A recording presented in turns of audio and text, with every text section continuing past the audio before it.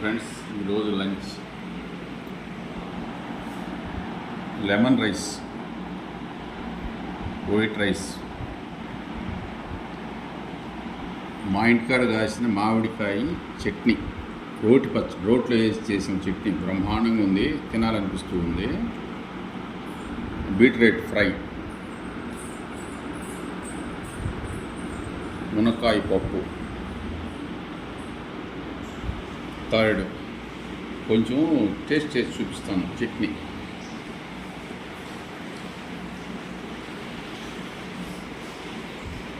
ఎలా ఉందో ఒకసారి టేస్ట్ చేసి చూపిస్తాను, చెప్తాను. బ్రహ్మాండంగా ఉంది. ఆ స్మెల్ వస్తుంటేనే బాగుంది, వాసన వస్తాను.